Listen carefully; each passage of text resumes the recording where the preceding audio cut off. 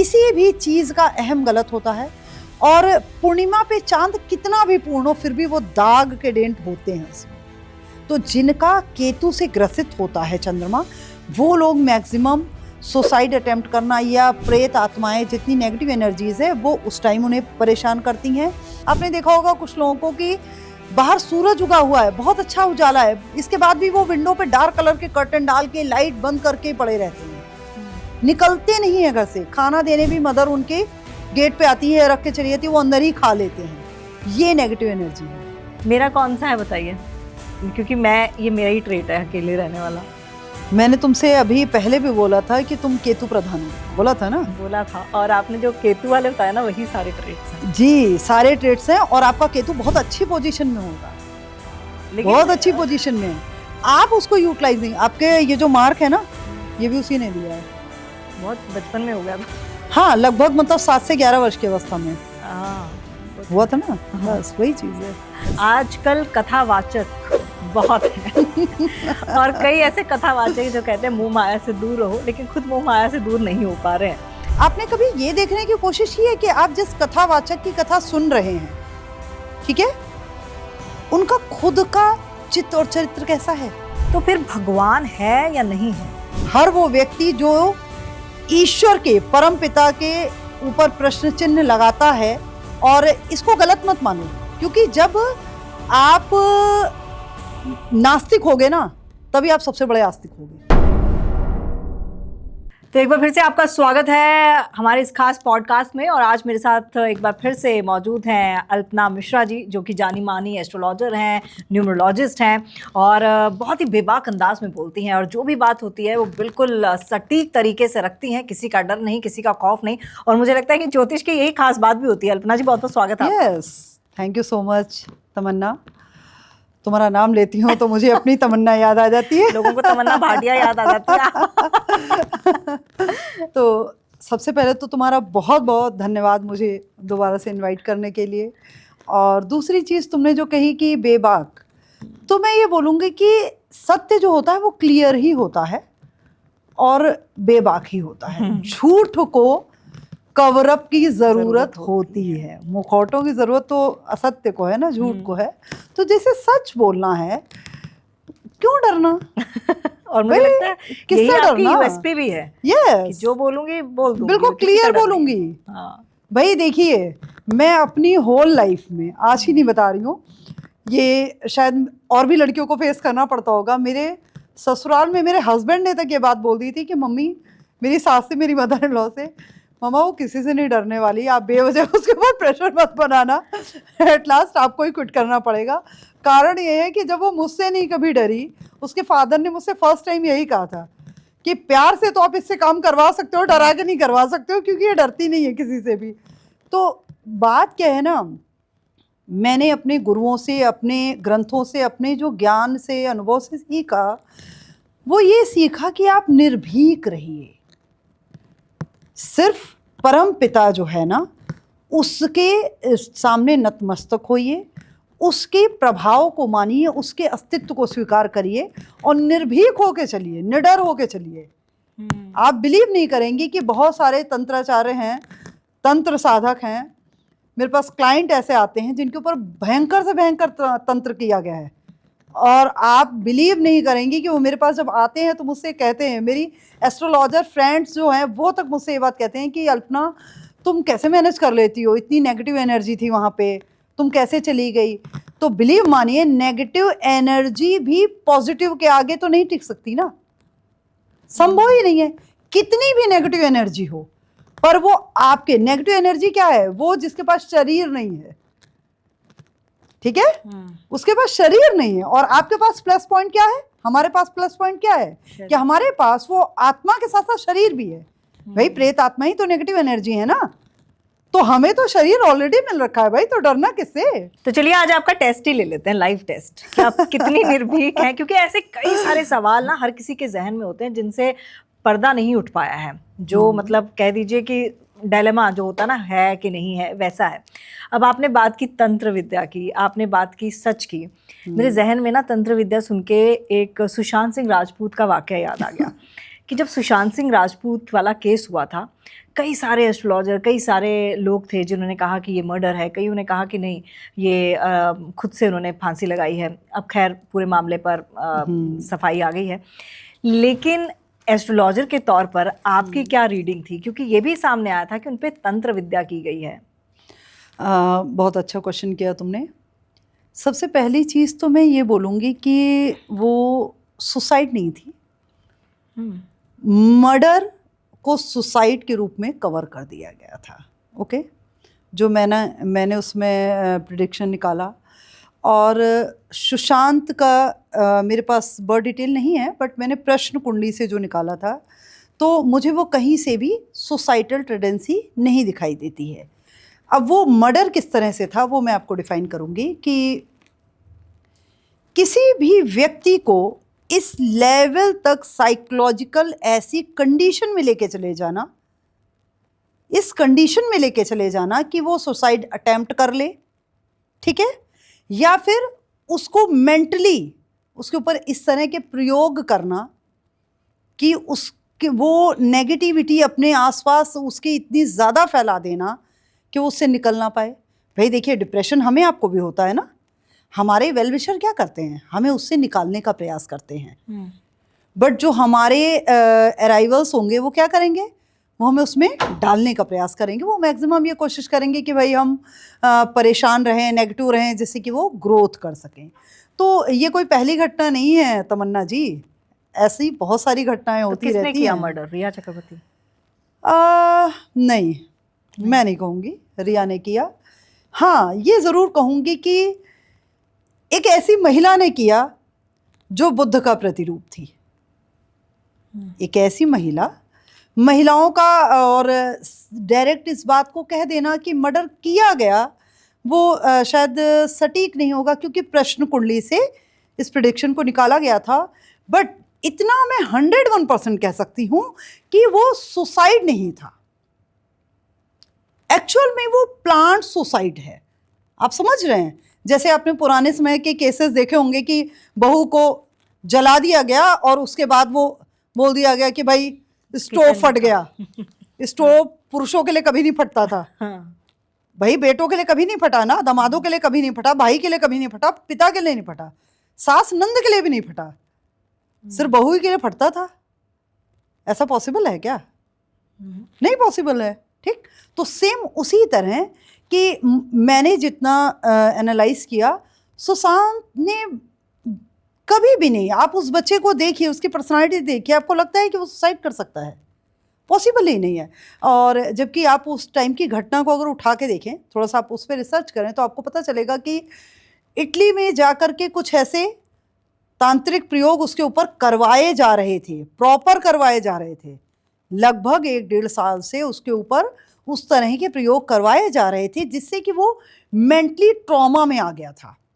और कोई व्यक्ति अगर मेंटली ट्रॉमा की पोजीशन में आ गया है, फिर उस टाइम काम भी बंद था उसका पूरी तरह से, तो आप जब कहीं पे काम इंगेज रहते हैं ना, तो आप बाहर निकल रहे होते हैं। आपका चंद्रमा जो होता है, ये सारे प्रयोग चंद्रमा को कंट्रोल करके ही किए जाते हैं, मतलब आपके मन को, चंद्रमा मतलब आपका मन, तो आपके मन को कंट्रोल करके किए जाते हैं। नेगेटिव एनर्जी आपको हार्म तभी करेगी जब आपके चंद्रमा को कंट्रोल करने की कोशिश की जाएगी, हमेशा बिलीव मानिए। और जब आप बाहर निकलेंगे तो आपका चंद्रमा बैलेंस हो जाता है। अच्छा, आपने बताया कि जो महिला है वो बुध का कारक है। जाहिर सी बात है कि आप बताएंगे नहीं साफ शब्दों में, वो पूछूंगी भी नहीं, क्योंकि इस पूरे केस पर वो आ और गया। थोड़ा सा निजता का प्रश्न होता है। लेकिन फिर हमारी गवर्नमेंट सरकार भी उस पे उस पे काम है। कर रही है, तो उनका क्षेत्र है, वो कोई करेंगे हिंट उस पे। है उसके कि बुध का प्रतीक कैसे होता है? बुध का जो भी प्रतीक होता है ना, आप नियर बाई रिलेशंस होते हैं। अच्छा, ऐसे रिलेशंस जो बुध, देखिए क्या है, बहन बुआ बेटी बुध होती है। आपके बहुत क्लोज कोई अगर वेल विशर है, फ्रेंड है, स्पेशली फीमेल, बुध होता है वो। तो रिया उसकी प्रेमिका थी, वो शुक्र का प्रतिरूप थी, बुध का प्रतिरूप नहीं थी। और रिया का उसमें हाथ भी, मुझे अकॉर्डिंग टू एस्ट्रोलॉजी इतना नहीं दिखता है रिया चक्रवर्ती को क्यों फंसाया गया। बल्कि मुझे तो ये लगता है कि रिया चक्रवर्ती को भी इस सारी चीज़ों के लिए कहीं ना कहीं यूज़ किया जा रहा था। मुझे मेरे प्रेडिक्शन में जो दिखा, और मैंने उसके अब तो खैर काफ़ी पुरानी बात हो गई, बट उस समय जो मैंने सुने थे जितने भी उसके जो न्यूज़ वगैरह में आ रहा था, तो उसके अकॉर्डिंग मैंने मतलब जो एनालाइज किया वो एक मोहरा थी। जैसे आज तक देखिए आप, दिव्या भारती का केस नहीं सुलझ पाया, चला गया, वैसे ही ख़त्म हो गया ना। तो ये होता है। और हाँ, कुंडली में मैं एक चीज़ ज़रूर बोलूँगी यहाँ पे, जो मैंने स्पेशली वहाँ वॉच करी थी प्रश्न कुंडली में, आप जितनी भी देखिए इस तरह की घटनाएं हुई हैं, वो हर उस स्टार के साथ हुई हैं जो अपनी एकदम क्रीम पोजीशन पे आ रहा था ना। तो आप जो बहुत तेज़ी से ग्रो करते हैं, तो आपको धक्का वही मारेगा जिसे आपके ग्रो करने से खतरा है, और वो कोई आपका बहुत क्लोज होगा। हाँ, मैक्सिमम मैंने देखा है कि दिव्या भारती के केस में भी ऐसा ही था, और इस केस में मुझे ऐसी सिचुएशंस दिखाई देती हैं। चलिए, अब आपका सवाल नंबर 2, हाँ, आपकी निर्भीकता को मापने का। चलिए, ये तो आपने कहा कि ये पुरानी बात हो गई, वाकई हाँ, पुरानी बात होगी। थोड़ा बिल्कुल। प्रेजेंट में आते हैं। Yes. आजकल कथावाचक बहुत हैं और कई ऐसे कथावाचक जो कहते हैं मुंह माया से दूर रहो, लेकिन खुद मुंह माया से दूर नहीं हो पा रहे हैं। क्या कहना चाहेंगे, कितना भरोसा करे जनता इन पे? भरोसा, मैं जनता से पूछूंगी कि तुम्हारी लाइफ की सबसे पहली कहानी जनता में, लोगों को, जनता मतलब जो लोग हैं, समाज है, उन्हें सबसे पहली कहानी किसने सुनाई थी? उनकी मदर ने, उनके फादर ने, दादी नानी ने, ठीक? तो उनकी कथाओं पे बिलीव नहीं है क्या जनता को? उनकी कथाओं पे बिलीव नहीं है, वो ज़्यादा बेहतर कथाएं सुना देंगे या ये सुना देंगे? आप ये बताइए मुझे। लेकिन ये सोचने वाली बात है ना। और सबसे पहली चीज़, जब भी आप किसी से, जैसे मैंने अपने गुरु महाराज से जो ज्ञान प्राप्त किया, उसमें एक चीज़ विशेष रूप से उन्होंने मुझसे दीक्षा देते समय मुझसे ये वचन लिया था कि जितनी खूबसूरती से हम गुरु चुनते हैं ना, जितने खोजबीन करके, उतने ही खोजबीन करके शिष्य भी चुनना। क्योंकि हमें ज्ञान कहाँ से लेना है और किसे देना है, ये दोनों चीज़ों को परखने की क्षमता होनी चाहिए। बिल्कुल, यही हमारी दिशा और दशा तैयार करते हैं। भाई, आप अगर एक क्रिमिनल से, शराबी से आप ज्ञान लोगे तो शराब पीना ही सिखाएगा ना, हाँ, यही सिखाएगा। और आप एक शिक्षक से ज्ञान लोगे, एक टीचर से ज्ञान लोगे, एक वेल विशर से ज्ञान लोगे, तो वो आपको आपकी बेहतरी के लिए, इम्प्रूव करने की बात बताएगा। तो डिपेंड करता है कि आपने कभी ये देखने की कोशिश की है कि आप जिस कथावाचक की कथा सुन रहे हैं, ठीक है, उनका खुद का चित्त और चरित्र कैसा है? और विश्वास मानिए तमन्ना जी, मैंने एस्ट्रोलॉजी की फील्ड में अभी तक जितना भी कार्य किया और मेरा जो भी अनुभव रहा है, उससे मैंने एक चीज़ बहुत अच्छे से जानी है कि आपके प्रिडिक्शन में वो क्लियरिटी तब तक नहीं आ सकती जब तक आपके खुद के चरित्र में वो दम ना हो। आपके बोलने में वो वास्तविकता, वो अनुभव, वो सटीकता नहीं आ सकती जब तक आपकी सोल प्योर ना हो। आप जो बैठे देख रहे हैं, मैं तो उन दर्शकों से पूछती हूँ जो रोज वस्त्र बदल रहा है, जिसे अपने फैशन पे फोकस है, जिसे अपनी लग्जरी इंपॉर्टेंट लग रही है, और आप उससे मोह माया से मुक्त होने की बात सुन रहे हैं। भाई, आंखें भी तो होती है ना देखने के लिए। तो कथनी और करनी में भेद तो आपको सामने दिखाई दे रहा है। कहते हैं ना, प्रत्यक्षम किम प्रमाणम। थोड़ा और प्रिसाइज करते हैं इसे, जया किशोरी की बात करते हैं। उनका लेदर बैग वाला कंट्रोवर्सी, हाँ, बहुत बढ़िया। नीतू मैम ने इससे कमेंट किया था। और हाँ, अभी उनका किया था, उन्होंने भी और कमेंट अभी किया वो था ट्रोल इसमें। हो रही थी अपने, उन्होंने फेशियल हेयर जो है वो शायद वैक्स कराए, वैक्स कराया, फेस पे वैक्स कराया। तो काफी ज्यादा ट्रोल हो रही हैं कि यहाँ से बिल्कुल ही बाल मुड़वा दिए हैं। तो क्या कथावाचकों को ये करना अलाउड नहीं है? और क्योंकि उन्होंने बाद में कह दिया कि मैं सन्यासी नहीं हूँ, लोगों का, जैसे नीतू मैम ने भी कहा कि भाई पहले उन्होंने जब लोगों ने ट्रोल करना शुरू कर दिया तो बोल दिया मैं सन्यासी नहीं हूँ, और नया वर्जन आईफोन का वो खरीदती हैं। तो आपका टेक क्या है? आप जया किशोरी को, तो क्या है जया किशोरी, मैं ये पूछूंगी। वो कहती है मैं आम सी लड़की वो कहती हैं सन्यासी नहीं है। सन्यासी नहीं है तो गृहस्थ भी नहीं है, वानप्रस्थ भी नहीं है, सन्यास में नहीं है तो किस में है फिर? और दूसरी चीज़ कि अगर वो सामान्य महिला हैं, ठीक है, तो आपने किसी सामान्य महिला को देखा है कि वो इतनी कम उम्र से ही कथा वाचन करने लगे? नहीं देखा होगा। जब आप संन्यास के पथ पे आगे बढ़ गई और फिर आप पे जब एक विरोधाभासी प्रश्न चिन्ह उठाया गया तो आप उससे क्विट कर गए। जैसे आप सपोज करिए मैं एस्ट्रोलॉजर हूँ, ठीक है, अब हो सकता है कि मेरे फॉलोअर्स भी हों और मेरे अगेंस्ट में भी बोलने वाले हों। ऐसा नहीं कि उन्हें ट्रोल किया गया, मुझे भी किया जा सकता है, बट ये हमारा भी तो एक जवाबदेही भी होनी चाहिए व्यक्ति पे। ऐसा नहीं कि कल को हमें कोई ट्रोल करने लगेगा तो हम ये क्विट कर जाएं कि हम एस्ट्रोलॉजर नहीं हैं। ये गलत है, मुझे लगता है ये गलत चीज़ है, ये सेंटेंस ही अपने आप में रॉन्ग है। तो ये कहने की जगह कि मैं सन्यासी नहीं हूँ, नहीं समझ में आता है, मेरे तो गले नहीं उतरता है, सन्यासी नहीं है। और अगर आप सन्यासी नहीं हैं, ठीक है, तो फिर भाई आप जो समाज को इतने वर्षों से सिखा रही थी, आप जो बता रही थी, वो तो सारा कार्य भाई धर्म का, सन्यास का, अध्यात्म का ही था कि नहीं था? आप खुद ही सोचिए भाई, हम सब उनको इसी वे में लेते थे, सारे पॉडकास्ट, सारे इंटरव्यूज उनके इसी वे में हुए हैं। कई बार किशोरी कुछ ऐसा इंतजाम हो जाए, भाई क्या है ये बहुत अच्छा भजन है और इसको वो गाया करती थी, लड्डू गोपाल को बैठा के गाया करती थी। तो हम केवल अपनी जवाबदेही से बचने के लिए अपने कर्म से, जिस कर्म को हम वर्षों से करते आ रहे हैं, जिस कर्म ने हमें नेम, फेम, वो पद, प्रतिष्ठा, वो जगह दी आज कि लोग हमें ट्रोल कर रहे हैं। इंपॉर्टेंट चीज आप ये सोचिए कि जिस पद ने, जिस चीज ने, जिस कर्म ने तुम्हें आज इस पोजीशन पे पहुंचाया कि अगर आपको 4 ट्रोल कर रहे हैं तो आपके लाखों फॉलोअर्स भी तो हैं कि नहीं हैं? तो आप केवल उनकी वजह से उस कर्म क्षेत्र से क्विट कर जाएं, ये नहीं समझ में आता, ये बेहतर नहीं है। इसकी जगह मैं जया किशोरी जी से तो उम्मीद करती हूँ कि उन्हें एक बेहतरीन सा जवाब देना चाहिए था समाज को। भाई इतना तो हम आप उम्मीद कर सकते हैं कि भाई आप इस लेवल पे अगर हैं तो आपका जवाब भी शानदार होना चाहिए।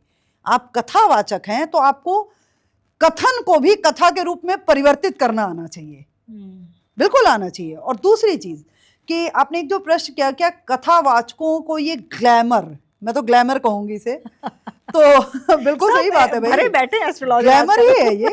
तो जो ये ग्लैमर है, आप देखिए कि उनके ब्लशर, भाई कोई भी स्ट्रेटनिंग, हम आप तो महिलाएं हैं, पुरुष शायद ना भी जानते हो पर महिलाएं अच्छे से जानती हैं कि कोई भी स्ट्रेटनिंग 10,000 से कम की आजकल नहीं होती है, कहीं नहीं होती है। और आप देखिए क्या शानदार पोजीशन होती है इन लोगों की। तो आप ये नहीं कह सकते हैं केवल कि हम मतलब सन्यासी नहीं और हम सामान्य महिला हैं। तो अगर आप सामान्य महिला हैं तो बिल्कुल ठीक है, आप किसी भी ग्लैमर फील्ड में, आप किसी भी तरह के ग्लैमरस लुक को रख सकती हैं, कोई बात नहीं है। पर कोई भी सन्यासी हो या धर्म से जुड़ा व्यक्ति हो, मैं एक पॉइंट यहाँ और कहूँगी कि आपने कभी आचार्य प्रशांत को देखा है टिप टॉप और इतना वो हुए? नहीं देखा होगा। मैंने देखा छींट की शर्ट भी बंदा पहन लेता है, जो छींट टाइप के कपड़े होते हैं ना, बिल्कुल वैसे भी शर्ट पहन के मजे से जा रहे हैं। प्रेमानंद महाराज जी को देखिए आप, आपने देखा है कभी शो ऑफ? नहीं देखा है। तो संत जो है ना, एक्चुअल में संत प्रवृत्ति से संत होता है, गेटअप से संत नहीं होता है। पर ये हमारी पब्लिक नहीं समझ पाती। मैं यहाँ पब्लिक को भी बोलूंगी, पब्लिक जो है ना, आप बिलीव मानिएगा तमन्ना जी कि इसके लिए पब्लिक भी कहीं ना कहीं जिम्मेदार है। ट्रू।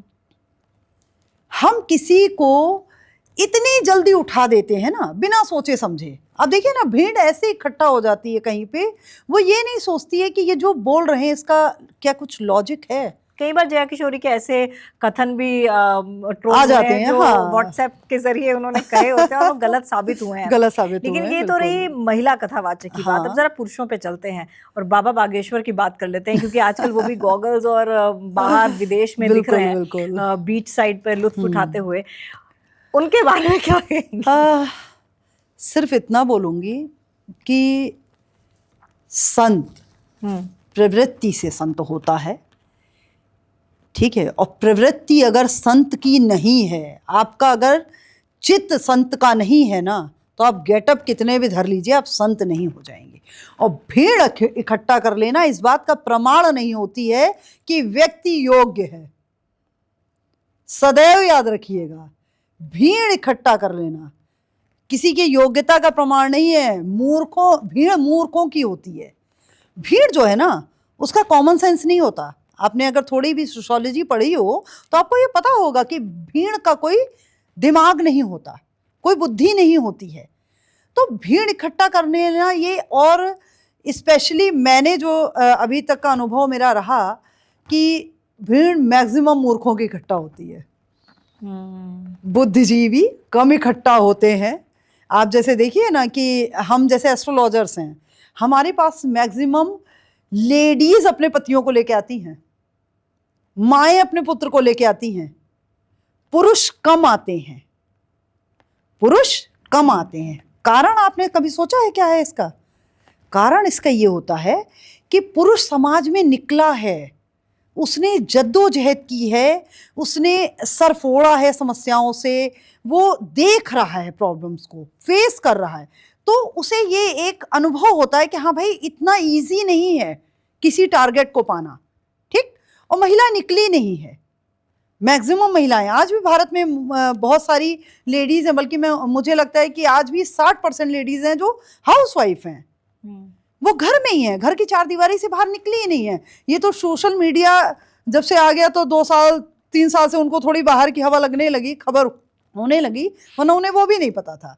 तो होता क्या है कि वो बाहर निकली नहीं, उन्हें अनुभव नहीं है, और वो पुरुषों को जब खींच के लाती हैं तो उनके मन में क्या बैठा हुआ है पता है आपको? मैक्सिमम पुरुषों का ये कहना होता है, हम लोगों से, सभी एस्ट्रोलॉजर्स को मैं इसमें बताऊंगी, सभी एस्ट्रोलॉजर्स से कहना होता है कि अरे मैडम हम लोग ये सब नहीं मानते, ये सब चीज़ें कुछ होती नहीं है। कारण क्या है कि उन्होंने कर्म के सिद्धांत को देखा है, माथापच्ची की है उससे, उन्हें पता है कि शुक्र के पर्वत पे केवल इत्र घिस लेने से पैसा नहीं आता है। वो जानते हैं कि पैसा नहीं आता है, पर उस लेडी ने बस ये सुन लिया कथावाचक से और या फिर किसी रील में, तो उसे लगा कि हाँ मेरे पति को भी जाके समझवा दूँ, वो घिस लेगा तो पैसा आ जाएगा। पर उसे पता है कि नहीं, इतना इजी नहीं है। तो आते हैं तो वो हमसे क्वेश्चन करते हैं। फिर अब हम जो एस्ट्रोलॉजर्स हैं ना, आप सोचिए हमारे सामने कितनी दुविधा है। बिल्कुल। तो हम उनको ये फिर समझाते भी हैं कि इसका साइंटिफिक रीज़न क्या है। एस्ट्रोलॉजी सिर्फ एक भ्रम नहीं है, कर्मकांड जो एक्चुअल में उपाय होते हैं उसका कुछ ना कुछ लॉजिक होता है, आपके शरीर से, आपकी स्वर्णेंद्रियों से, आपकी मानसिक कंडीशन से, और आपके जो ग्रह बल हैं जन्म कुंडली के, उनसे। तो हम उनको ये चीज़ समझाते हैं। तो इसी तरह जैसे आपने कथावाचकों पे किया ना प्रश्न, तो भीड़ को भी ये समझना चाहिए, कॉमन सेंस होना चाहिए। आप किसी के फॉलोअर बन रहे हैं तो आप ये नहीं देख रहे हैं कि हम जिसके फॉलोअर बन रहे हैं केवल ये देख के बन जा रहे हैं कि उसके 20 मिलियन फॉलोअर्स हैं, हम भी बन जाए। बट हमें ये सोचना चाहिए ना कि वो वास्तव में क्या 20 मिलियन के लायक है या नहीं है। ओके, जो वो कथा सुना रहे हैं, आपने कभी जाकर के अपने घर में श्रीमद् भागवत उठा करके पढ़ के देखा कि क्या वो उस तरह से है? बहुत सही। और इसका सबसे बड़ा आपको उदाहरण दूं कि अनुदित पुस्तक में, अनुवाद जो करी हुई पुस्तक होती है ना, कोई भी पुस्तक हो, और उसकी रियल जो बुक है, उसमें डिफरेंस निश्चित होगा। किस चीज का होगा? अनुवादक की मनोवृत्ति का। ये बात समझिएगा कि किसी भी शब्द को जैसे मैं व्याख्यायित कर रही हूं तो मैं अपने नजरिए से व्याख्यायित कर रही हूं, बट जरूरी नहीं है कि मेरे लिए तमन्ना शब्द का जो अर्थ है वो सामने वाले के लिए भी हो। बिल्कुल नहीं हो सकता है ना। तो अनुवादित कृति हमेशा अनुवादित रहेगी।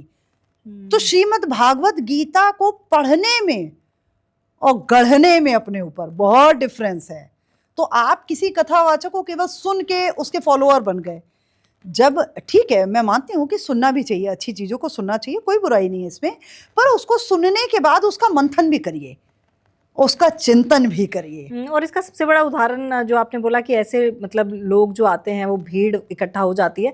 अब देखिए अनिरुद्ध आचार्य के पास जो लोग पहुंचते हैं उनके सवालों का लेवल कैसा होता है, और जो प्रेमानंद आप जी के उन पास लोगों होते का हैं, भी उनका लेवल देखिए ना। हाँ, उनका लेवल लोगों कैसा का भी होता है? लेवल देखिए। जमीन आसमान। आप प्रेमानंद महाराज जी के पास जो पहुंचते हाँ। हैं, प्रशांत जी के पास, आचार्य प्रशांत के पास पहुंचते हैं, आप इन लोगों की बात करने का लेवल देखिए। बिल्कुल।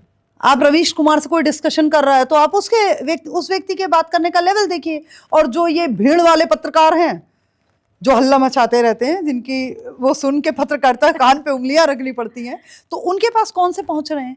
तो डिफरेंस भी तो आप देखिए ना। जिस पब्लिक को आप हमेशा ये मान के चलिए तमन्ना कि जिसको बैठे बिठाए चीजें चाहिए है ना, वो इस तरह के लोगों के पास पहुंचते हैं। मीडिया की जिम्मेदारी बनती है क्या? बिल्कुल बनती है। मीडिया की जिम्मेदारी तो सबसे ज्यादा बनती है, सबसे ज्यादा बनती है, क्योंकि खबरें पहुंचाने वाला तो वही है, वही है। हम कवर किसको कर रहे हैं, इंपॉर्टेंट है कि नहीं है। आप सोच के देखिए, आप आज की डेट में आप न्यूज चैनल खोलिए, सारे चैनल्स पे अनिरुद्धाचार्य जी का और ये लिव इन रिलेशनशिप का जो मामला है वो गरमाया हुआ है। ठीक, हम उसको उछाल रहे हैं क्योंकि मीडिया को ना बस मसाला चाहिए, बस वो मसाला परोसने के उसमें पड़ी हुई है। उसे हमेशा ये ध्यान रखिए कि हमें मूर्ख भीड़ चाहिए, मूर्ख भीड़ चाहिए, क्योंकि समझदार को बेवकूफ बनाना बहुत मुश्किल होता है और मूर्ख को बेवकूफ बनाने की जरूरत ही नहीं, वो तो खुद ही बेवकूफ है। ये जो ज्योतिष एस्ट्रोलॉजी की हम बात कर रहे हैं, आपको नहीं लग रहा कि ये कमर्शियलाइज्ड हो गया और इसकी बड़ी वजह खुद आप लोग ही हैं? गुड क्वेश्चन, बहुत बढ़िया, बहुत अच्छा क्वेश्चन। आपके साथ बैठ के जरा बेबाक हो गई मैं भी। बेबाक होना चाहिए, निर्भीक होना चाहिए व्यक्ति को। और बहुत बढ़िया, बहुत शानदार प्रश्न है ये। अब मैं एक बात आपसे पूछना चाहूँगी कि एक सामान्य व्यक्ति, मिडिल क्लास की बात कर रही हूँ, या गरीब तबके का भी हो, तो एक रेस्टोरेंट में खाना खाने जाएगा तो कितना पैसा पे करेगा, मैक्सिमम या मिनिमम? 500-600 करेगा ना, ठीक है। बट जो पब्लिक है ना, ये जब किसी एस्ट्रोलॉजर के पास जाती है, किसी पंडित के पास जाती है, तो उसके मन में एक ये धारणा बनी हुई है कि ये सारे कार्य जो हैं ये तो निशुल्क वाले हैं और वो जो दक्षिणा जो मन में आए वो दे के आप ये कार्य करा सकते हैं। ठीक है, एक ये मानसिकता है, जनरली सबकी है, भारतीय समाज में तो बहुत ज़्यादा है। कि ये कारण ये है कि पूर्व में हमने वो चीज़ें देखी हुई हैं, पूर्व समय से हम देखते आ रहे हैं कि ये दक्षिणा वाला कार्य है कि अपनी स्वेच्छा से हम खुश होकर के जो भी दे दें वो सामने वाले को एक्सेप्ट कर लेना चाहिए। बहुत अच्छी बात है, होना चाहिए ये चीज़। पर हमने ये नहीं देखा कि जिस समय ये दक्षिणा दी जाती थी उस समय ज्योतिषी का पद और कद कैसा होता था। उस समय राजा से ज्यादा महत्वपूर्ण गुरु होता था। एक राजा, गुरु अगर एंट्री कर देना तो राजा खड़े हो जाते थे, उनके पैर धोते थे। आपने भी ये चीजें देखी होंगी। और राजा, महाराजा और सामान्य व्यक्ति अपने बच्चों को गुरुकुल जब भेजते थे तो उनके लिए दाना पानी, मतलब जो खाना पीना, हर चीज की खुले मन से चीजें देते थे। मेरे खुद जो मेरे गुरु थे, उनको एक विधायक जी के बच्चे को उन्होंने उपाय रेमेडीज ऐसी कराई, वो बच्चा ठीक हो गया। उन्होंने 125 बीघा जमीन मेरे गुरुजी को दान दे दी थी। सोच के देखिए आप। ठीक, तो जब दक्षिणाएं इस लेवल की होती थी कि सामने वाले का एटलीस्ट ठाट बाट ना बना रहे तो भरण पोषण हो जाए, उसे भीख ना मांगनी पड़े, किसी के आगे हाथ ना फैलाना पड़े, तो ज्योतिषी भी पैसा नहीं मांगने जाते थे, नहीं मांगते थे ना। परंतु जब आपने ही उसे इस लेवल पे, आपने क्या किया फिर कि उसको दक्षिणा का वो कम करते आप चले गए। आप समाज में देखिए, इसके लिए दूर जाने की जरूरत नहीं, आप अपने घर में देख लीजिएगा कि हम जब किसी एस्ट्रोलॉजर से प्रश्न पूछे या किसी पंडित से कोई कार्य कराने जाते हैं तो हमारी मानसिकता ये होती है कि ये काम 1100 रुपए में, 2000 में हो जाए, होती है ना। परंतु हम डोमिनोज में पिज्जा खाने जाते हैं और 10,000 रुपए पेमेंट करके शौक से चले आते हैं, जहां पे हमें खुद खड़े होकर के प्लेट उठानी पड़ती है और हम 1 महीने पुरानी ब्रेड खा रहे होते हैं। मानती हैं इस बात को? हम उन्हें सम्मान की दृष्टि देख रहे हैं और इन्हें हम एक हीन भाव हमारे अंदर है, हमारे ही अंदर है, लोगों के ही अंदर है ये। तो हमने जब सामने वाले को सम्मान की दृष्टि से देखा नहीं, उसका रिजल्ट क्या हुआ। देखिए हमेशा जीवन में याद रखिए ये तमन्ना कि हर प्रतिक्रिया की एक क्रिया की प्रतिक्रिया होती है, जो बोया गया है वही तो काटेंगे। तो आज जो एस्ट्रोलॉजी जो है ना, और एक चीज मैं और यहां बोलूंगी कि ज्योतिषी कॉर्पोरेट हुआ है, ज्योतिष नहीं। ज्योतिष और धर्म अध्यात्म कभी कॉर्पोरेट हो ही नहीं सकता है। मैं ये दावे के साथ कह सकती हूं। कैसे हो जाएगा? आपकी आत्मा कॉर्पोरेट हो जाएगी क्या? ईश्वर कॉर्पोरेट हो जाएगा क्या? नहीं हो सकता। तो ज्योतिष और ज्योतिपुंज है, वो कॉर्पोरेट कैसे हो जाएगा? भाई ज्योतिष जो है वो नहीं होता है, ज्योतिषी होता है। डिफरेंस समझिए। और मैंने बड़े बड़े सम्मेलनों में देखा, एक से एक ज्योतिषाचार्य जो ज्योतिष के ब्रह्मा विष्णु महेश कहे जाते हैं, उन लोगों को मैंने देखा मंच पे खड़े होकर के बोल रहे होते हैं कि जो ये सारे ज्योतिष हैं वो ये कर रहे हैं वो कर रहे हैं। उन्हें शब्दों की गरिमा का नहीं पता है, उन्हें शब्दों का जो डिफरेंस है वो नहीं समझ में आ रहा है। और मैं तो चूंकि हिंदी लिटरेचर की प्रोफेसर रह चुकी हूँ और इसी विषय में मैंने मतलब एग्जाम्स ही क्लियर किए हुए थे, पीएचडी कर रखी है, तो मुझे ये बहुत अच्छे से पता है कि वो केवल ई की मात्रा कितना बड़ा अंतर कर देती है। भाई धर्मी होना और धर्म होने में डिफरेंस है कि नहीं है? बिल्कुल। धर्मी होना, धर्मी अधर्मी आप हो सकते हैं, हम हो सकते हैं, पर धर्म अधर्मी अधर्मी थोड़ा ही होता है। धर्म तो धर्म है, अध्यात्म तो अध्यात्म है। आध्यात्मिक हम या आप हो सकते हैं, पर अध्यात्म कुंठित या कुपित नहीं होता है। तो इसी तरह ज्योतिष जो है ना वो कॉर्पोरेट नहीं है, ज्योतिषी वो बिजनेस नहीं है, बट ज्योतिषी हो गया है। अच्छा ज्योतिषी भी क्यों हो गया? सारे ज्योतिषी नहीं हो गए हैं, ज्योतिषी सारे आज भी नहीं हुए हैं। मैं खुद नहीं हूं, मैं दूसरों को क्या कहूं। उनमें भी वो हो गए हैं जिन्होंने राहु जनित ज्योतिष सीखा। अब ये भी आप समझिएगा कि जिन्होंने ज्योतिष को अपना प्रोफेशन बना लिया, आय का माध्यम बना लिया, समझ रहे हैं, लोभ का माध्यम बना लिया। मैं ये नहीं कह रही हूं कि जीविकोपार्जन हम आप नहीं करते हैं, हम लोग भी करते हैं, पर हमारा अब क्या होता है कि सामने वाले की जब कोई जातक मेरे पास आता है ना, तो मेरा मैक्सिमम प्रयास ये रहता है कि मैं इस जन्म कुंडली को बेहतर तरीके से देखूं। अब मैं फिर आपसे कह रही हूं, मैंने किसी को सुधारने या बिगाड़ने का जिम्मा नहीं ले रखा है तमन्ना जी, और मैं कर भी नहीं सकती, मैं नहीं कर सकती। क्यों? क्योंकि मैं किसी का लग्न नहीं बदल सकती, मैं किसी का सप्तम नहीं बदल सकती, अष्टम नहीं बदल सकती। वो तुम्हारे ग्रह हैं, तुम्हारे 12 भाव हैं और तुम्हारे उसमें ग्रह बैठे हुए हैं, ठीक है? तो हम उसको चेंज नहीं कर सकते। एक ज्योतिषी कर क्या सकता है वो समझिएगा। एक ज्योतिषी जन्म कुंडली को केवल अलाइनमेंट करना होता है। विश्वास मानिए इस धरती पे एक भी जन्म कुंडली खराब नहीं है। और मैं दावे के साथ कह सकती हूं कि आप मेरे पास, जिन लोगों ने ये कहा है ना कि ये जन्म कुंडली बहुत बकवास है, आप मेरे पास वो कुंडली लेके आ जाइए, मैं दावा करती हूं मैं उस जन्म कुंडली का अलाइनमेंट करके आपको दिखा दूंगी और रिजल्ट वो व्यक्ति खुद बताएगा। आपके वाक्य से मेरे को एक चीज़ याद आई, मैं सुन रही थी, महाभारत का ही एक वो है वाक्य है। कृष्ण ने ये चीज़ बोली थी कि कुछ भी बदलेगा नहीं, मैं तुम्हारे साथ हूँ, सिर्फ साथ हूँ, मतलब मॉरल सपोर्ट के लिए मैं तुम्हारे साथ हूँ, लेकिन जो प्रकृति करने वाली है वो होके रहेगा। तो फिर भगवान है या नहीं है, ये कैसे पता लगाया? अभी आप सामने हैं, ठीक है, मैं सामने हूँ, ठीक, अभी मेरे अंदर से आत्मा निकल जाए फिर क्या होगा? शरीर रह जाएगा। आप मुझसे पॉडकास्ट कर रही होंगी? नहीं। आप लोग क्या करेंगे उस क्षण? चले जाए। हर वो व्यक्ति, मैं यहाँ बैठ करके आपके माध्यम से इस चैनल पे और समाज में सबसे ये बात बोलती हूँ, बेबाक होके बोलती हूँ, हर वो व्यक्ति जो ईश्वर के परम पिता के ऊपर प्रश्न चिन्ह लगाता है, और इसको गलत मत मानो, क्योंकि जब आप नास्तिक होगे ना तभी आप सबसे बड़े आस्तिक होगे, हमेशा याद रखो। बिना नास्तिक हुए आप आस्तिकता को समझ ही नहीं सकते हैं।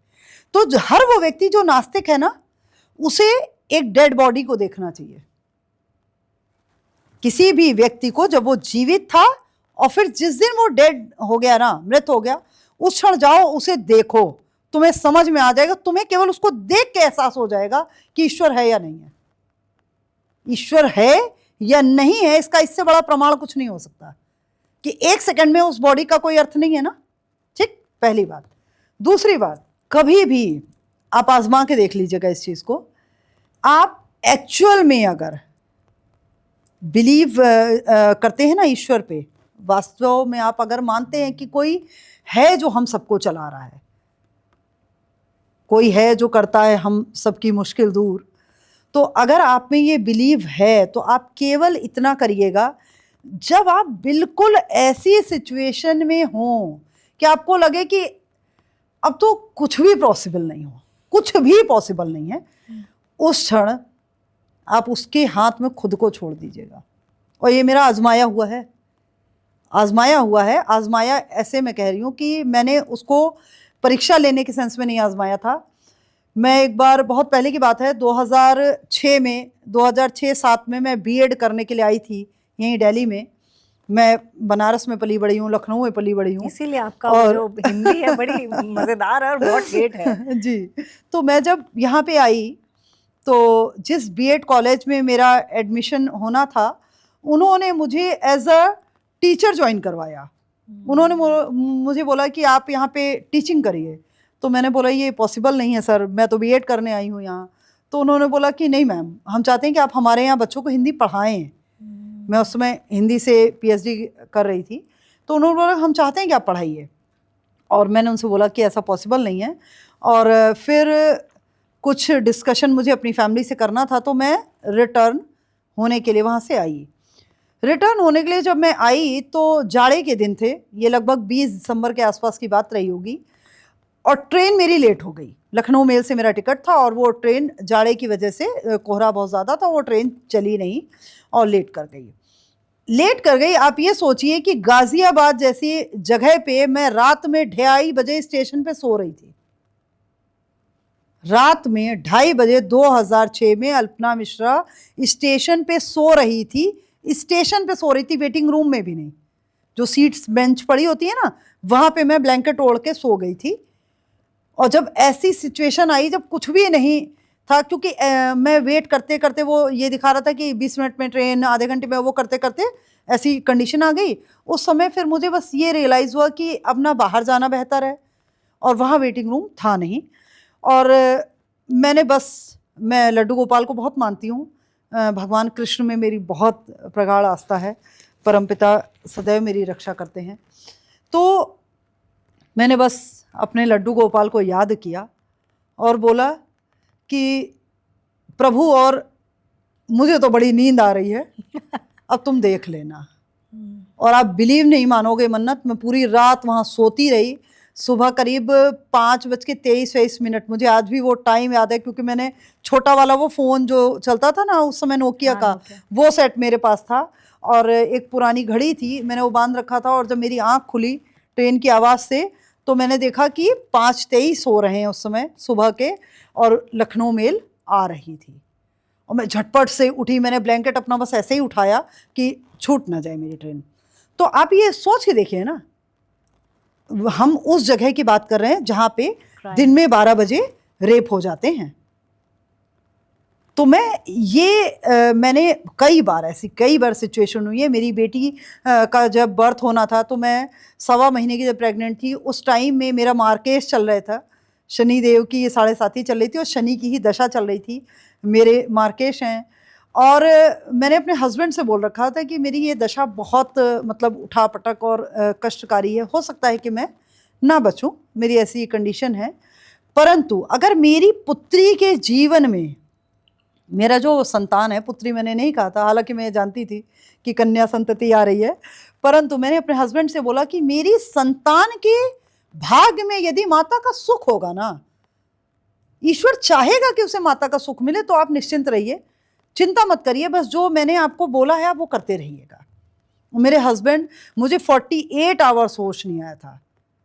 मैं प्रेग्नेंट थी 3.25 महीने की जब, तो मेरा दूसरा ऑपरेशन हुआ था। पहला ऑपरेशन 1.25 महीने में हुआ था, दूसरा ऑपरेशन 3.25 महीने में हुआ था। मैं रहेजा हॉस्पिटल में मुंबई में रहती थी, वहाँ एडमिट थी। 48 आवर्स मुझे होश नहीं आया था, आप सोच के देखिए। और मेरा बेबी, डॉक्टर वंदना थी, डॉक्टर वंदना ने बोला कि जब मैं हॉस्पिटल पहुंची तो उन्होंने बोला मिसकैरेज हो गया है। मैंने बोला डॉक्टर आप अल्ट्रासाउंड करके देखिए, मेरा मिसकैरेज नहीं हुआ है। अच्छा। मैं रो रही थी और मैंने बोला था मेरा मिसकैरेज नहीं हुआ है, मैं डेथ कर जाऊं वो बात अलग है, पर मेरे गर्भ में जो बच्चा है वो खंडित और वो नहीं होगा। ये ज्योतिष का दम है। ये ज्योतिष का बल है, एस्ट्रोलॉजी का बल है। बिल्कुल उसी तरह जो मेरे गुरु ने मेरी माता को देख करके बोल दिया था कि तुम्हारी तीसरी संतान मेरे कार्य की वाहक होगी, तो वो विद्या उन्होंने मुझे जिस तरह से सिखाई, ये इसके लिए मैं नतमस्तक हूँ परमपिता की और अपने गुरु महाराज की, कि जिन्होंने मुझे इस लेवल का ज्ञान दिया कि मैं इतनी सटीक देख पाती हूँ उस चीज़ को। अच्छा, अब आपने बनारस की बात की तो मैं आपको जी। बता दूं, बनारस वैसे तो मुझे पहाड़ पसंद है, लेकिन बनारस एक ऐसी जगह है जो मुझे बहुत पसंद है और मैं कभी भी जाना चाहती हूँ। हाँ, और आप जैसे केतु प्रधान व्यक्ति हो ना, तो पहाड़ आपको पसंद होंगे ही। और जैसे आपने बोला कि आप कृष्ण को बहुत मानती हैं, तो मेरी जी। कहीं ना कहीं शिव जी को लेकर, कृष्ण जी को, कृष्ण जी ही बोलूं यस मैं। यस। तो मेरा शिव जी को लेकर है हाँ। आस्था, पता नहीं कितनी है कितनी नहीं, लेकिन हाँ मुझे मतलब आस्था होना ही महत्वपूर्ण है, हाँ, कितनी का क्यों हाँ, मापना। मतलब मेरा प्रेम कहने तो का प्रेम होता है ना, कितना है ये क्यों सोचना। हाँ, तो मुझे ना उनसे जुड़ी हुई चीज़ें सुनना बड़ी पसंद है। तो अब क्योंकि मेरा सौभाग्य हुआ है कि आपके सामने बैठी हूँ और आप बनारस से हैं, तो कुछ शिवजी से जुड़ा हुआ कुछ बताइए जो मतलब दिल को छू बहुत जाए बढ़िया। और जो हिम्मत दे। सबसे पहली चीज कि यदि आप किसी पाप कर्म से बंधे हैं, समझिएगा, आप किसी पाप कर्म के गिल्ट में यदि जी रहे हैं, तो आप बाबा विश्वनाथ के चरणों में जाके खुद को समर्पित कर दीजिए। सबसे पहली चीज, शिव जी का जो रूप है काशी में विश्वनाथ मंदिर, जिसे बाबा विश्वनाथ हम लोग कहते हैं बनारस वाले लोग, तो ये बनारस भी पुराना शब्द है, जो पुराने लोग हैं वो बनारस शब्द का यूज़ करते हैं। अब तो खैर वो वाराणसी हो गया, काशी हो गया। तो जो शिव जी है ना, वो बहुत भोले हैं, ठीक है, बहुत भोले हैं। इतने भोले हैं कि एक लोटा जल में प्रसन्न हो जाते हैं। बताइए, इतना कौन भोला होगा भाई आज के समय में।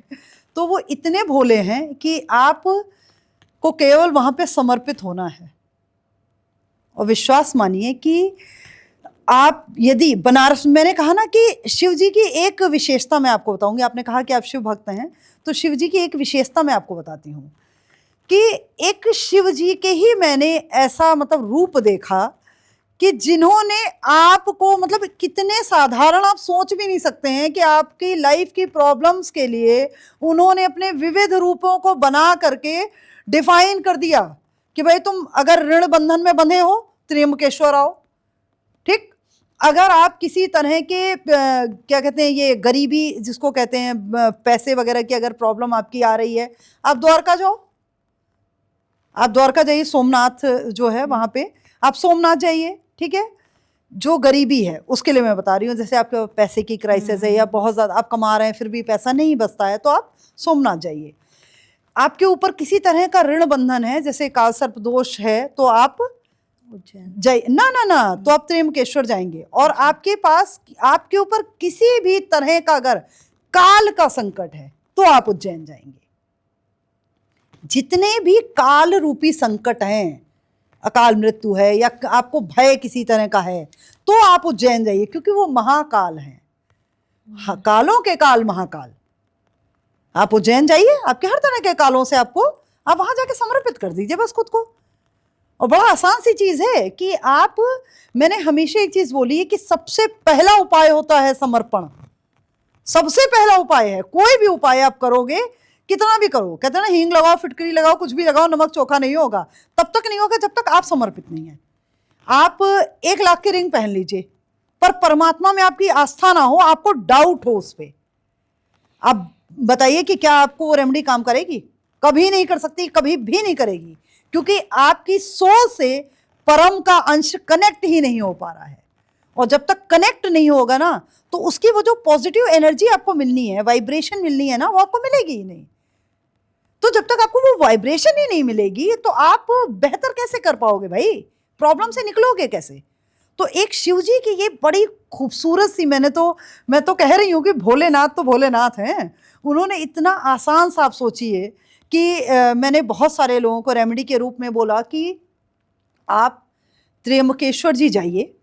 आप हमेशा ये मान के चलिए कि अगर आप लास्ट पॉइंट में आकर के गच्चा खा जाते हैं ना, आपका सिलेक्शन नहीं होता है या आपका काम लास्ट पॉइंट में आकर के अटक जाता हो, आप निश्चित मानिए कि आपके पूर्व जन्म के ऋण बंधन है, आपके ऊपर ऋण है किसी का।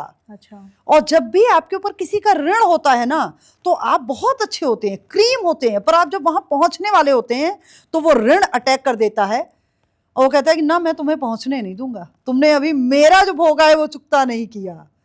भाई आपने किसी का भोगा है तो वो चुकता करोगे तभी तो आपको आपके हिस्से का मिलेगा। तो वो जो आपका क्रेडिट है ना वो खा जाता है, और उसको आपको चुकता करने के लिए त्र्यंबकेश्वर जी जाना होता है। और हमेशा याद रखिए कि त्र्यंबकेश्वर जी में, आपके मंच के माध्यम से सभी लोगों को ये बात मैं बोलूंगी कि काल सर्प दोष की जब भी आप पूजा कराएं, सदैव नाग पंचमी को कराएं।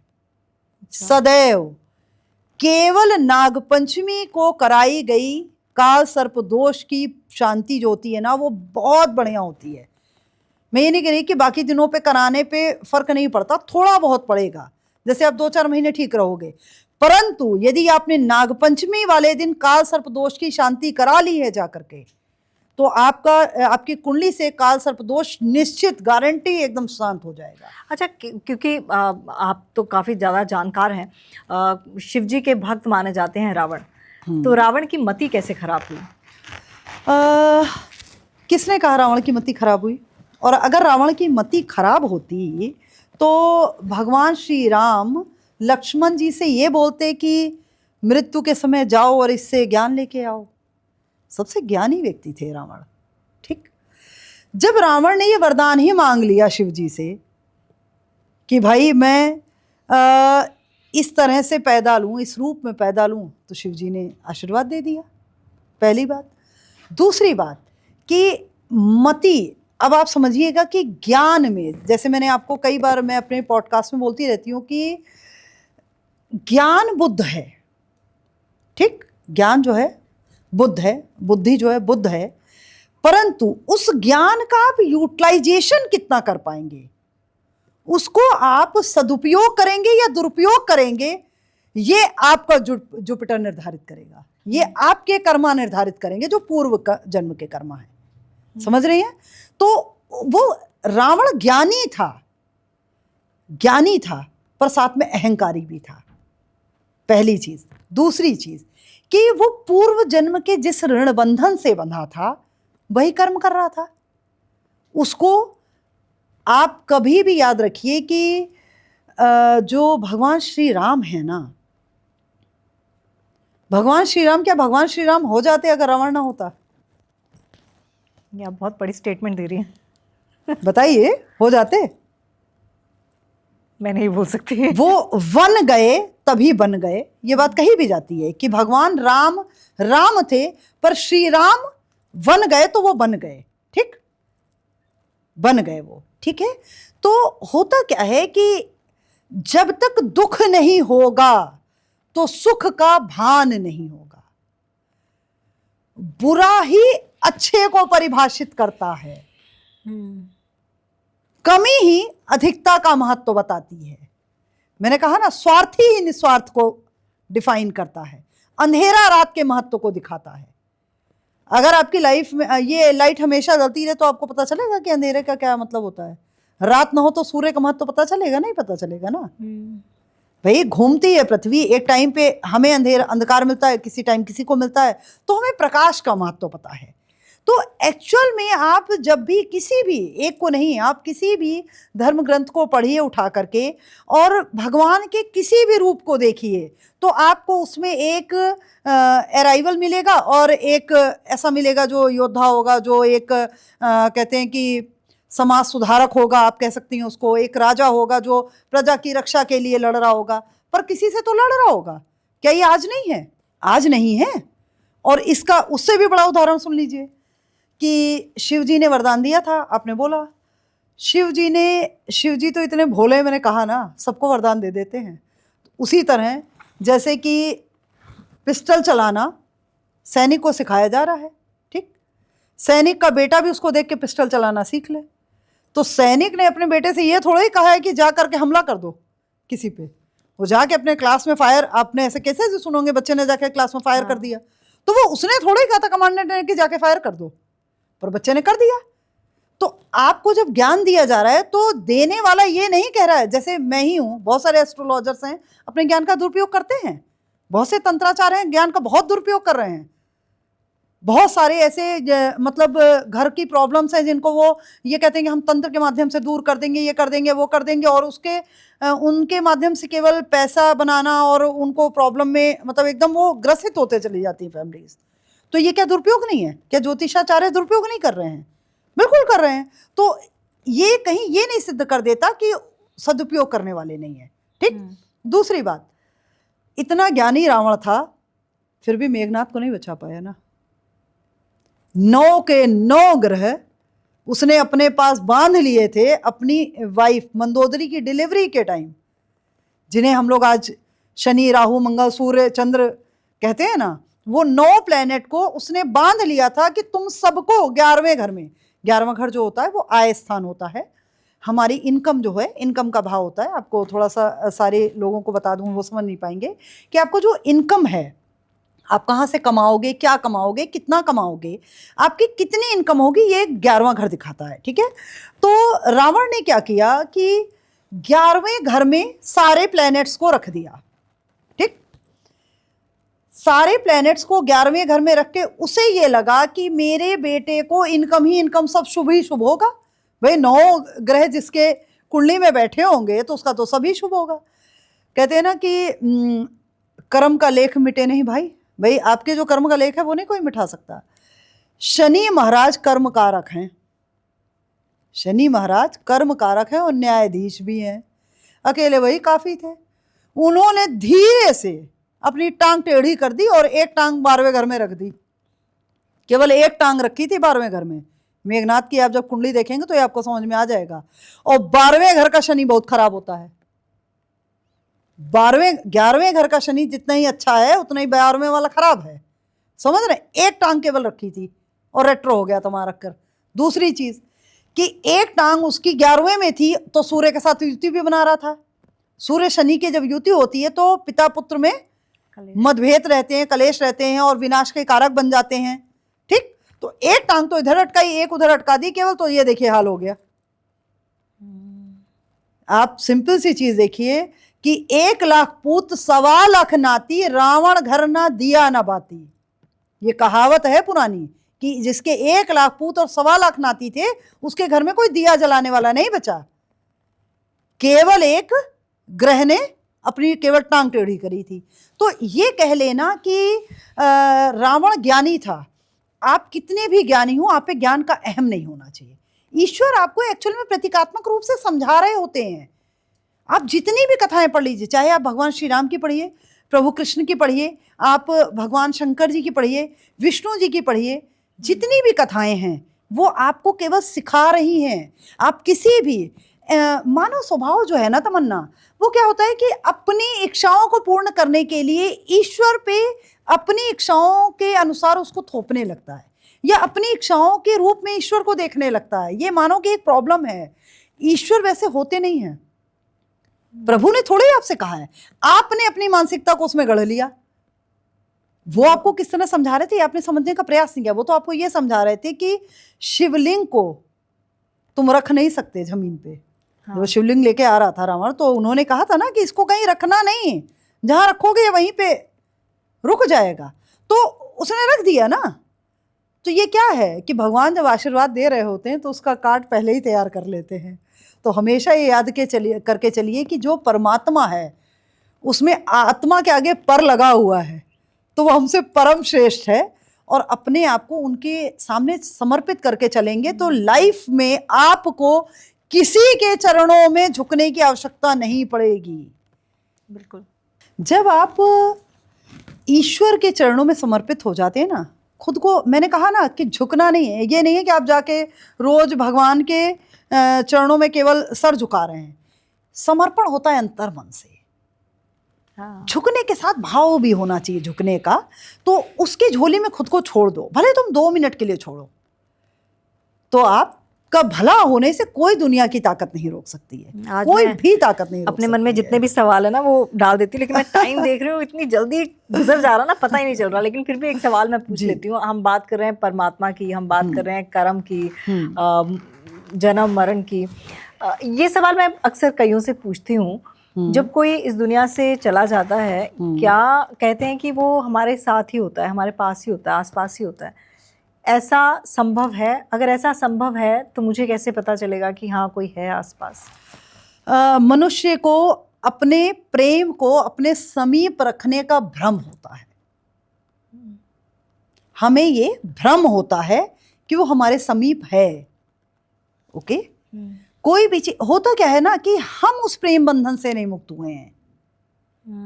मैंने अभी आपको यही चीज तो बोल रही थी कि हम ईश्वर को, आप कभी आपने ईश्वर की जो छवियां बनती हैं, जो मूर्तियां बनती हैं, उनको देखा है ध्यान से? एक्चुअल में हम खुद को जिस खूबसूरत रूप में देखना चाहते हैं ना, हम परमात्मा की छवि को उस खूबसूरती से चित्रित कर देते हैं। ये ध्यान दीजिएगा आप। बिल्कुल। तो हम एक्चुअल में उस प्रेम से खुद को मुक्त नहीं कर पाए हैं। वो हमारे आसपास नहीं होते हैं, और अगर हमारे आसपास जिस दिन आ जाएंगे ना तो हम बैठ नहीं पाएंगे। उस दिन तो हम उन्हें भागने को बोलेंगे। क्यों भाई? अच्छा, आपके बगल में अगर कोई प्रेत आत्मा आके बैठ जाए, आपको कैसा लगेगा? डर लगेगा। लगेगा ना।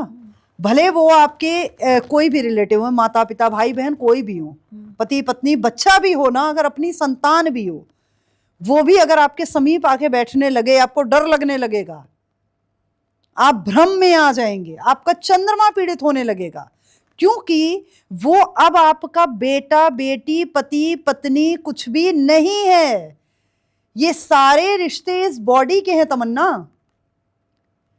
ये जो शरीर है, इस शरीर रूपी कवच के ये सारे रिश्ते हैं। उस आत्मा का तो सिर्फ परमात्मा से रिश्ता है प्रभु। वो तो परमात्मा में विलीन हो गई, और जो नहीं हुई वो प्रेत आत्मा हो गई। तो जो प्रेत आत्मा है ना, उसको आप अपने पास रख ही नहीं पाओगे। वो अगर आपके पास आएगी तो वो मैक्सिमम कोशिश करेगी आपकी पॉजिटिविटी को खींचने की, क्योंकि वो तो नेगेटिव एनर्जी है ना, तो उसे तो पॉजिटिव एनर्जी चाहिए। फिर वो क्या कोशिश करेगी कि इस जगह पे या इस, हमेशा ये आत्माएं कहाँ आती हैं? जहाँ पे चंद्रमा रिफ्लेक्टेड हो, कमज़ोर हो, जिन घरों में या जहाँ पे पॉजिटिव एनर्जी बहुत कम हो। आपने बहुत सारे ऐसे पॉडकास्ट देखे होंगे कि आप ये नींबू का ट्राई करिए, ये ट्राई करिए कि आपके घर में पॉजिटिव एनर्जी है या नेगेटिव एनर्जी है। तो वो क्यों कहा जाता है कि ये चीज़ें वहीं पे आती हैं जहाँ ज़्यादा नेगेटिव एनर्जी होती है, जहाँ सूर्य का बल बहुत अच्छा होगा, जिस घर में सूर्य की धूप सीधे आती होगी, जिन आंगनों में आती होगी, जहाँ हंसी मजाक का माहौल होगा, वहाँ पे आप देखिए नहीं होता, ये चीज़ें कभी नहीं आती। ये चीज़ें हमेशा एकदम लोनली पर्सन जो होगा, बिल्कुल ग्रसित होगा अंधकार में, उनके पास आती हैं, क्योंकि यहाँ चंद्रमा रिफ्लेक्टेड है। तो जो खुद कमज़ोर है वो तो केवल ऐसी एक बॉडी ढूंढेगा जिसके अंदर मैं घुस जाऊं और खुद को एक नया नाम दे दूं। समझ रहे हैं? उसे एक आइडेंटिटी चाहिए, और जिस दिन आपको वो अपनी आइडेंटिटी के लिए आके आपके बगल में बैठ जाएगा ना, उस दिन आप उसको भगाओगे, एक्सेप्ट नहीं कर पाओगे। तो एक्चुअल में जो मानव स्वभाव है कि हम जिनसे प्रेम से जुड़े होते हैं, वो हम उससे कनेक्ट हो जाते हैं इतने ज़्यादा बाई सोल की हम अपनी सोल को उनसे दूर नहीं कर पाते हैं। तो हमें एक भ्रम रहता है और कुछ नहीं। और जो एक्सीडेंटल डेथ होती हैं वो प्रेत आत्मा बन जाती हैं। तो वो प्रेत आत्माएं जब हमारा, और ये भी मैं बता दूं आपको कि ये किस टाइम पे होता है, बिल्कुल एक्यूरेट बता दूंगी, आप चेक करके अपनी कुंडली में देख सकते हैं कि जब अगर आपकी कुंडली में चंद्रमा यदि केतु से पीड़ित है, ठीक, तो पूर्णिमा के पास आपको ये एनर्जीज मिलेंगी। और यदि आपकी कुंडली में चंद्रमा राहु से पीड़ित है तो आपको ये एनर्जीज अमावस्या के आसपास मिलेंगी। अमावस्या के 2.5 दिन पहले या 1 दिन बाद तक आपको ये एनर्जीज रिफ्लेक्ट करेंगी और महसूस होंगी।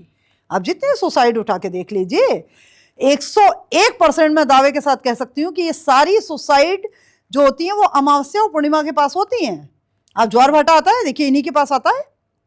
जल है ना, चंद्रमा जल है। और आप देखिए समुद्र के पास जब वो चंद्रमा जितने समीप आता है और जितना ज्यादा कमजोर या बलवान पोजीशन में होता है, उतना ज्यादा पानी उछाल मारता है, तो ये ज्वार भाटा आते हैं। तो आप सिंपल सी चीजें देखिए ना कि जब चंद्रमा रिफ्लेक्टेड होता है उस टाइम पे ये घटनाएं घटती हैं। वो सारी सुसाइड, चाहे वो आग लगा के हों, चाहे जल में कूद के हों, चाहे फांसी लगा के हों, कैसी भी हों, मैक्सिमम होती हैं जब चंद्रमा कमजोर पोजीशन में होता है। ये अमावस्या या पूर्णिमा के आसपास होती है। पूर्णिमा के समय को बोला जाता है कि चंद्रमा बहुत बलवान होता है, चंद्रमा पूर्ण चंद्रमा कहा जाता है, ठीक है। बट आपने कभी ये रियलाइज किया है वो पूर्ण चंद्रमा होने के बाद भी उसमें दाग होते हैं? बिल्कुल। क्योंकि चंद्रदेव को घमंड हो गया था, और ये भी शिव जी से ही जुड़ा हुआ वाकया है कि शिव जी ने ही उन्हें श्राप दे दिया था, और उनके ये सारे जो दाग वाग हैं वो उनके जल गए थे और उससे आ गए थे, तो उसके बाद उनको उससे मुक्त भी किया था। तो आप ये समझिए कि किसी भी चीज़ का अहम गलत होता है, और पूर्णिमा पे चांद कितना भी पूर्ण हो फिर भी वो दाग के डेंट होते हैं उसमें।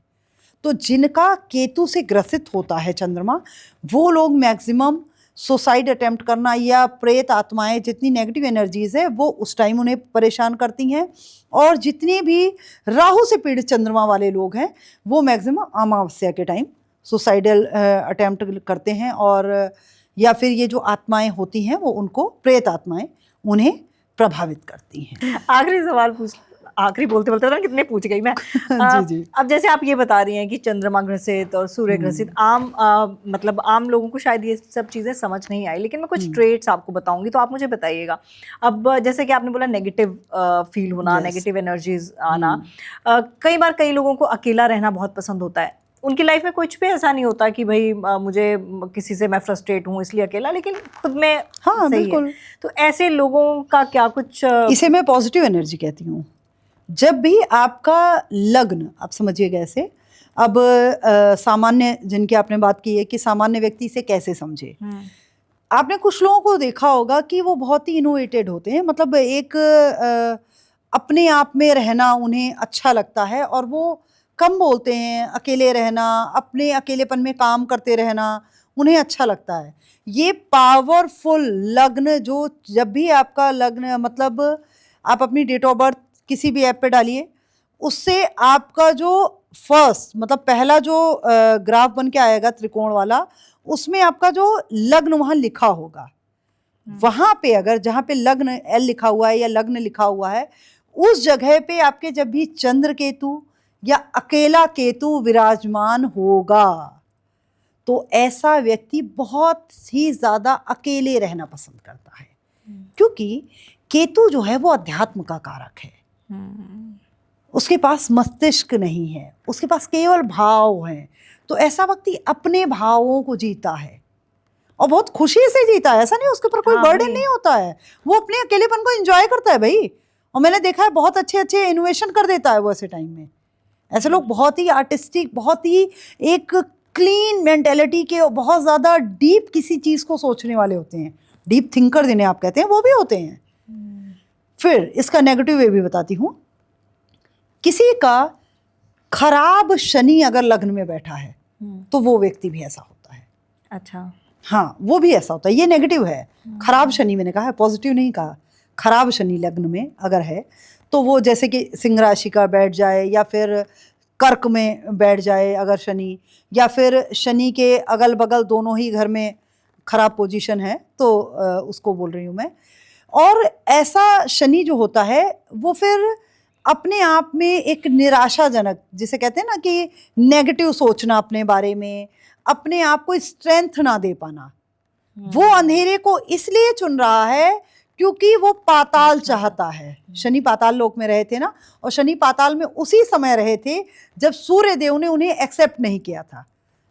सूर्य और छाया के पुत्र थे शनि, और जब उन्होंने उन्हें रिजेक्ट बोल दिया था कि भाई तुम मेरी संतान नहीं हो, तो मेरी संतान हो ही नहीं, क्योंकि भाई जाहिर सी बात है उन्हें तो पता नहीं था कि मेरी पत्नी ऐसा करके चली गई, अपनी छाया रख के चली गई, उससे ये पुत्र हुआ, तो उन्होंने एक्सेप्ट करने से ही इनकार कर दिया था। तो तब शनिदेव पाताल लोक में चले गए थे।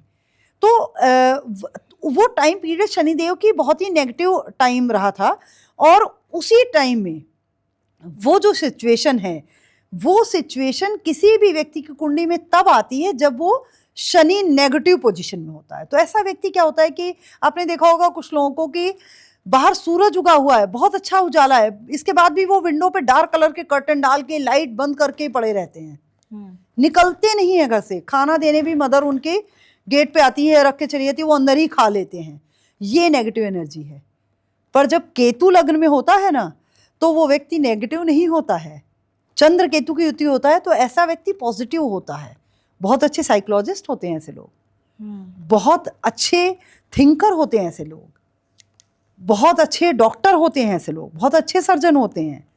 तो मैंने तो बहुत अच्छी पोजीशन से इनकी देखी हैं। तो ये डिफरेंस होता है अकेलेपन में, एक अकेलापन जो आपको खा जाए और एक अकेलापन जो आपको विकसित कर दे, बेहतर बना दे। एक कहावत भी थी पुरानी कि सूर्य और चंद्रमा तो अकेले हैं, सारे जो ग्रह हैं उनकी अपनी राशियां और सारी चीज़ें होती हैं, पर सूर्य चंद्र अकेले ही राजा होते हैं। वो सूर्य तो अकेले ही राजा है, चंद्रमा तो अकेले ही सब कुछ है, तो ये अकेले ही काफ़ी होते हैं। तो जो पॉजिटिव अकेलापन है वो होता है कि आपको ग्रो करता है। अब ये किस चीज़ का इंडिकेशन है? ये इंडिकेशन है आपके फोकस का। ये पॉजिटिव राहु है, ये जो इंडिकेशन है ना, ये पॉजिटिव राहु है। ये आप केवल खुद पे फोकस कर रहे हो, आपने खुद को ऐसा बना लिया कि दुनिया, समाज, देश आप पे फोकस कर रहा है। और ये क्या है? पॉजिटिव राहु है। पॉजिटिव राहु, क्योंकि केवल पॉजिटिव राहु है ऐसा जो चाहता है कि सब मुझ पे फोकस करें। मेरा कौन सा है बताइए, क्योंकि ये मेरा ही ट्रेट है, अकेले रहने वाला। मैंने तुमसे अभी पहले भी बोला था कि तुम केतु प्रधान हो। बोला था ना? बोला था, और आपने जो केतु वाले बताया ना, वही सारे ट्रेट्स हैं जी, सारे ट्रेट्स हैं। और आपका केतु बहुत अच्छी पोजीशन में होगा, बहुत अच्छी पोजीशन में है। आप उसको यूटिलाइजिंग, आपके ये जो मार्क है ना, ये भी उसी ने दिया है। बहुत बचपन में हो गया था। हाँ, लगभग मतलब 7 से 11 वर्ष की अवस्था में हुआ था ना, बस वही चीज़ है। तो बड़ा मज़ा आया, और जैसे कि अभी सिग्नल भी आ गया कि पॉजिटिव होगा सब कुछ, और मुझे पूरा यकीन है, क्योंकि मैं तो आजकल, क्योंकि जब से मैंने अपना यूट्यूब चैनल लॉन्च किया है, तो मेरे दिमाग में बस यही चलता रहता है कि यार किस तरह अच्छे से फलीभूत हो जाए। लेकिन आप जैसे लोग मिलते रहे और ये कारवां आगे बढ़ता रहे, और बहुत कुछ सीखने को मिलता है। सच्ची बोल रही हूँ अल्पना जी। बिल्कुल। मैं एक सजेशन दूंगी तुम्हें तमन्ना, बिल्कुल बिल्कुल, कि आपने जो भी काम स्टार्ट किया है ना, उसमें खुद को इतना लगा दो कि तुम काम को न चमकाओ, काम तुम्हें चमका दे। वाह, ऐसा ही करूँगी, बस आशीर्वाद बनाए रखिएगा। बिल्कुल, मेरा तो आशीर्वाद सदैव है तुम्हारे साथ। तो हमेशा याद रखो कि जब आप काम से पाने की जगह ना, हम जब ये सोचते हैं ना कि इस काम से हमें ये मिल जाए, वो मिल जाए, तो हम मिलने से जुड़े हुए हैं। बिल्कुल, हम काम में अपना 100% नहीं दे पा रहे हैं, क्योंकि हमारा जुड़ाव भी वहाँ पे भी 20% कहीं, बल्कि मुझे तो जहाँ तक मैंने अध्ययन किया है अभी तक लोगों पे और कुंडलियों पे, हमारा 80% वहाँ होता है, 20% काम पे होता है। बिल्कुल। और हमें करना क्या है कि हम जिस दिन खुद को समर्पित काम में कर देते हैं ना, जैसे कि मुझे एक पॉडकास्ट में ही किसी ने क्वेश्चन किया था कि राहु बहुत कुछ देता है, बहुत जल्दी मालामाल करता है। आप भी जानती होंगी, बहुत सारे लोगों से आपने सुना होगा कि जो राहु दे सकता है वो कोई नहीं दे सकता। बट आपने अल्पना मिश्रा को बहुत जगह ये कहते सुना होगा, बहुत सारे मंच पे तक मैंने ये कहा है कि जो रिचनेस केतु दे देता है ना, वो आपकी 7 पीढ़ियां खाती हैं, और जो अमीरी राहु देता है वो आप राहु की महादशा खत्म होने के बाद नहीं खा पाते। ये डिफरेंस है राहु और केतु की अमीरी में। राहु आपको करोड़पति बनाएगा और केतु आपकी पीढ़ियों को अरबपति बना देगा। ये डिफरेंस है राहु और केतु की अमीरी में, ये लग्जरी में। क्यों? क्योंकि जब आप केतु डिवोटिंग व्यक्ति होते हो ना, तो आपका फोकस जो होता है वो काम पे है, मनी पे नहीं है, दिखावे पे नहीं है। राहु क्या है? एल्यूजन है, दिखावा है, शो ऑफ है, धुआं है, भ्रम का कारक है ना राहु। तो आप दूसरों को भ्रमित कर रहे हो, तो राहु आपको भी तो भ्रमित कर रहा है। बट आप जब केतु की तरफ बढ़ के काम करते हो, तो आप क्या हो जाते हो? एडिक्ट हो जाते हो, पैशनेट हो जाते हो, अपने काम के प्रति समर्पित हो जाते हो। क्योंकि केतु के पास हेड नहीं है, सिर्फ इमोशन है। और जहां इमोशन होता है ना, वहां निश्चल प्रेम होता है। कहते हैं ना कि प्रेम से सुंदर कुछ नहीं, क्योंकि प्रेम में दिमाग नहीं होता। और विवाह में प्रॉब्लम क्यों आती है? क्योंकि विवाह में बंधन है और दिमाग लगाने लगते हैं लोग। समझ रहे हैं? जिस दिन दिमाग लगाने लगते हैं तो वो विवाह नहीं रह जाता, वो प्रेम नहीं रह जाता, वो तो जोड़ गणित का वो बन जाता है ना, गुणा भाग होने लगता है उसमें, तो वो फिर दूषित हो जाता है। इसीलिए जब भी आप, मैंने हमेशा बोला है कि केतु जो राहु है वो आपको ऊंचाइयों पे पहुंचाएगा और केतु आपको चोटी पे पहुंचाएगा, टॉप पे, जहां पे आपका झंडा दुनिया देखेगी और राहु आपको वहां पहुंचाएगा जहां से आप झंडा दिखा सकते हो कि देखो आज मैं यहाँ हूं कि यहाँ से झंडा दिख रहा है।